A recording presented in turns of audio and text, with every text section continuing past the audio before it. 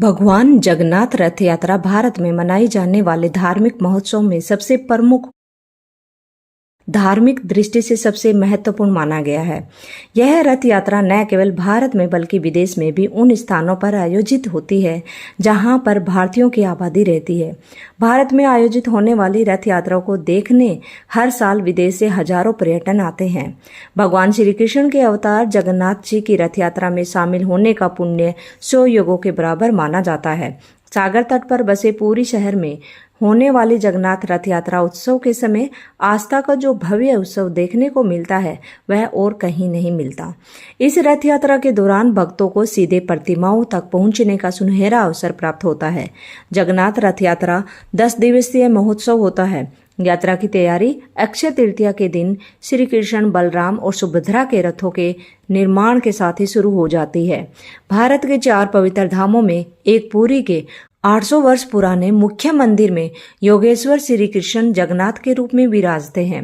साथ ही यहाँ बलभद्र और सुभद्रा भी हैं। आइए आपको बताते हैं कि इस यात्रा का इतिहास और तीनों रथ के बारे में क्या खास है। पौराणिक कथाओं के अनुसार राजा इंद्रधुमन भगवान जगन्नाथ को सबर राजा से यहाँ लेकर आए थे तथा उन्होंने ही मूल मंदिर का निर्माण कराया था जो बाद में नष्ट हो गया।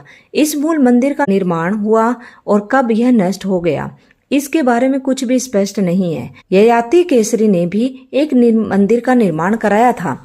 ऐसा माना गया है कि वर्तमान में 65 मीटर ऊंचे मंदिर का निर्माण 12वीं शताब्दी में चोल गंगदेव और अनंग भीमदेव ने कराया था। इस रथ यात्रा को लेकर धार्मिक मान्यता यह चली आ रही है कि एक बार बहन सुभद्रा ने अपने भाइयों कृष्ण और बलराम जी से नगर को देखने की इच्छा प्रकट की, तो फिर दोनों भाइयों ने अपनी बहन की इच्छा को पूरा करने के लिए भव्य रथ तैयार करवाया और उस पर सवार होकर तीनों नगर भ्रमण के लिए निकले थे। इसी मान्यता को मानते हुए हर साल पुरी में जगन्नाथ रथ यात्रा आयोजित होती है। पुरी का जगन्नाथ मंदिर के 10 दिवसीय महोत्सव की तैयारी का श्री गणेश अक्षय तृतीया को श्री कृष्ण, बलराम और सुभद्रा के रथ के निर्माण से होता है। कुछ धार्मिक अनुष्ठान भी किए जाते हैं। इस यात्रा में प्रमुख रूप से 3 रथ होते हैं। पहला रथ गरुड़ ध्वज। जगन्नाथ जी का रथ गरुड़ ध्वज या कपिल ध्वज कहलाता है। 16 पहियों वाला यह रथ 13.5 मीटर ऊंचा होता है जिसमें लाल व पीले रंग के वस्त्र का प्रयोग होता है। विष्णु का वाहन गरुड़ इसकी रक्षा करता है। रथ पर जो ध्वज है उसे त्रिलोक मोहिनी या नंदी घोष कहते हैं। दूसरा ताल ध्वज। बलराम का रथ ताल ध्वज के नाम से पहचाना जाता है। यह रथ 13.2 मीटर ऊंचा है और 14 पहियों का होता है। यह लाल हरे रंग के कपड़े व लकड़ी के 763 टुकड़ों से बना होता है। रथ के रक्षक वासुदेव और सारथी मताली होते हैं। रथ के ध्वज को उनानी कहते हैं। तीसरा रथ पद्म ध्वज या द्रप दलन। सुभद्रा का रथ पद्म ध्वज कहलाता है।